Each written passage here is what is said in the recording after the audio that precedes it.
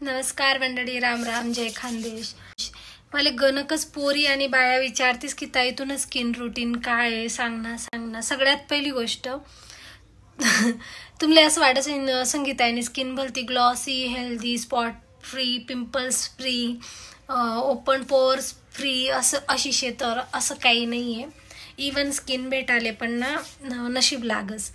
आणि मी तर म्हणे इतली सेन्सिटिव्ह स्किन ना, तुम्ही देखू शकतास. मला ना म्हणजे पिरियड ना टाइम होता ना एक तरी पिंपल इरास, पण आता काही मॅजिकल प्रोडक्ट मला हात मी हाय प्रमोशन नाही बरं का, जे मी यूज करी राहणू ना ते मी तुम्हाला आता देखाडायला जावा. म्हणजे जवळ पण मन स्किनले असं ना पिंपल्स वगैरे उन्हात ना तर मला खूप टेन्शन जाय, कारण मला साध्या सुद्धा पिंपल्स नाही आहेत, पर्सवाले आहेत. आणि त्यात इथल्या बेकार राहतेस ना डायरेक्ट म्हणजे डॉक्टरले क्लीन करी काढणं पडसे, त्यामुळे खड्डावी जातस. मग स्टार्टिंगला जवळ लगीन वेळ नव्हतं तवय तर अचानक जेनेटिक काहीतरी वेगळं कदाचित, तर इथल्या मोठ्या पिंपल्स ना तिथल्या मोठ्या की ट्रीटमेंट नंतर त्यांनी सगळं साफ कर डॉक्टरनी, पण परत त्यामुळे खड्डा छोटा त्यामा राहिल्या ते. आणि मला त्यांना पहिले कांजण्या पण व्हायला त्यामुळे त्या कांजण्यास ना आपण आठे तुम्हाला एक खड्डा दिखू शकस, ते 8-1 आहे ना 8-1 तर ते राहिले.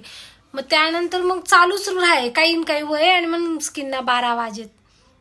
मग मी नाही ठरावा ते काय करा ना, जर काही वय न स्किनले असंही मी काहीच कुठलं क्रीम विम नेलं, होम रेमेडीज करू किंवा तर म्हटलं आता काही वय ना तर डॉक्टरकडेच जाणं. तर मी तवयपासून म्हणजे जेव्हा नंतर तर मी मेडिकल ज्या गोष्टी राहतीस त्या अवॉइडच करत, कारण छोटा होता म्हणजे. पण जेव्हा नंतर जेव्हा त्याला फिडिंग बंद होई गे त्यानंतर जर मला काही प्रॉब्लेम होऊ नका, मी स्किन केअरसाठी डॉक्टरकडेच जाऊ आणि तिथलं क्लीन म्हणजे परत फेस म्हणा क्लीन करू, कारण मी मॉडेलिंग आणि ऍक्टिंग पण करू ना, तर मला तिथलं तसं प्रेझेंटिव्ह राहणं पडे.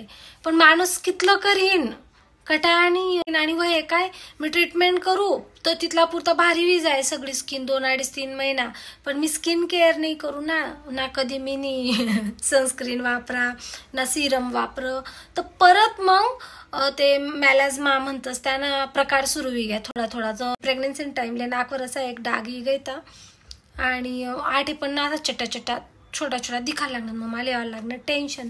मग त्यानंतर काय ना म्हणजे मी ऊन पण अशीच निघ जाऊ ना, तर मला ज्या मेकअप आर्टिस्ट आहेत आता मागे आम्ही शूट करत तर मांगलावरीसले, तर ती मला बोलली म्हणे निकिता तुझ्या स्किनवर ना काळे तिळ येत आहे म्हणे.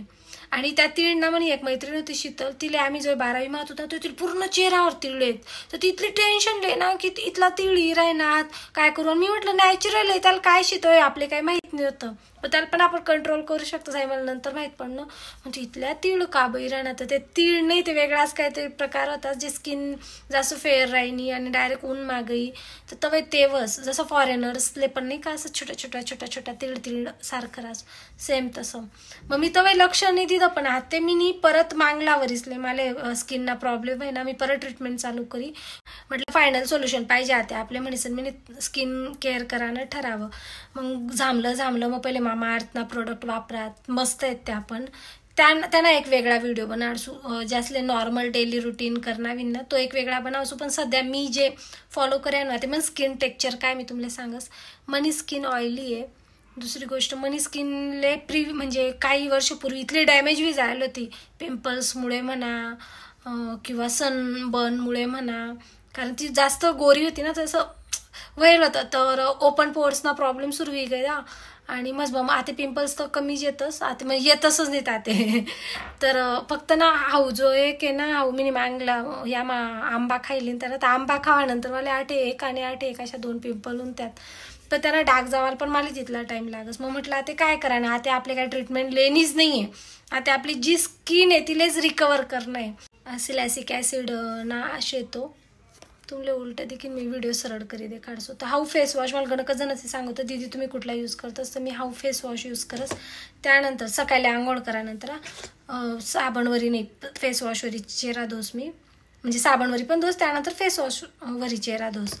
तसं जर मी प्रॉपर स्टेप बाय स्टेप गण डोकालता नाही, पण आता सध्या मी नाही ते मामा अर्थ प्रोडक्ट स्किप करी दिलेत, फक्त त्यानं जे आहे टोनर आहे ते वापरस.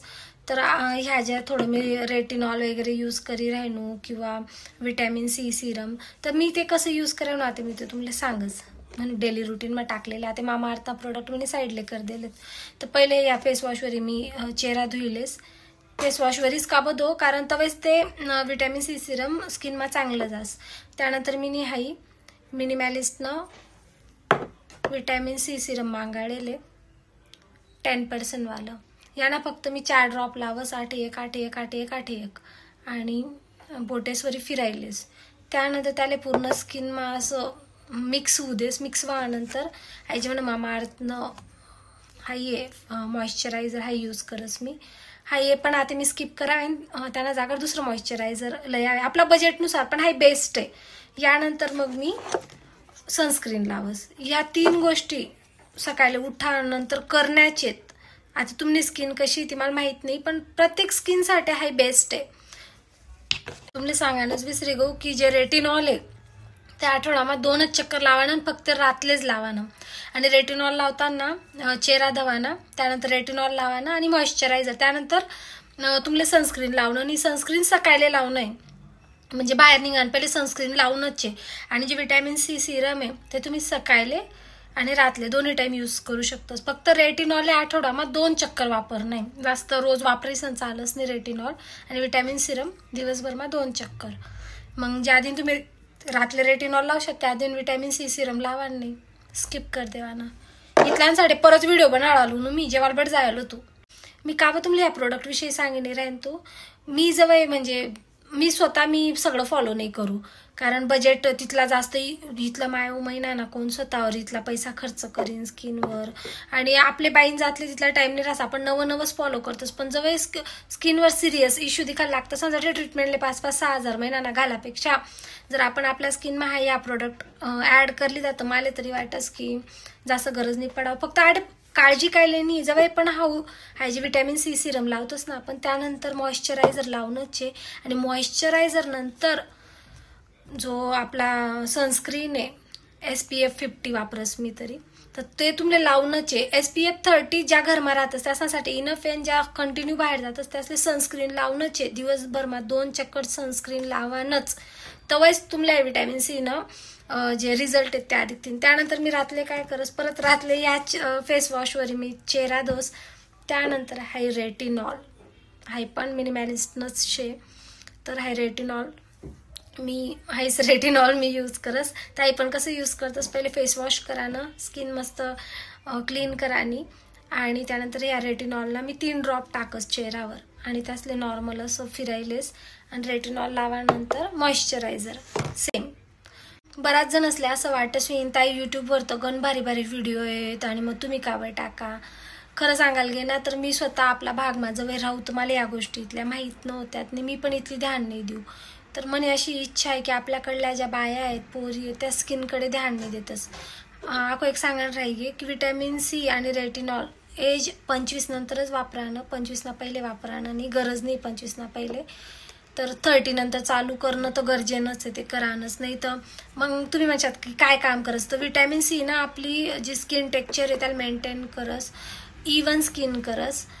ज्या पिंपल्स किंवा डार्क्स आहेत त्यासले दूर ठेवस. जास्तले पिंपल्स असं जास्त फुटेल आहेत वगैरे किंवा काही कटकुटे चेहऱ्यावर त्याचे विटॅमिन सी आणि रेटिनॉल वापरानं नाही. जास्त चेहऱ्यावर डाग आहेत त्याच वापरू शकतस रेटिनॉल आणि विटॅमिन सी.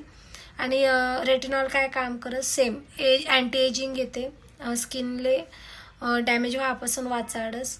रिंकल्स म्हणा डार्क सर्कल म्हणा तर सगळ्यावरतीच भारी काम करत. तुम्हाला डेली रुटीन माझं तुम्हाला ॲड कर नवीन तुम्ही रिक्वेस्ट करत म्हणेसन मी हा व्हिडिओ बनवायला. आणि आपल्या भागण्या बाया इथल्या स्किन केअरवर ध्यान नाही देते तिसनी देवानं पाहिजे असं मला तरी वाटस. तर आपण 2 साड्या कमील्या पण स्किनकडे ध्यान द्या. बरी माठी जरी साडी नेशी पण जर आपली स्किन चांगली राहिली तर ती उठी संधी खस आणि आपले पण एक कॉन्फिडन्स आहे 4 लोकेस माझा आवाले. धन्यवाद.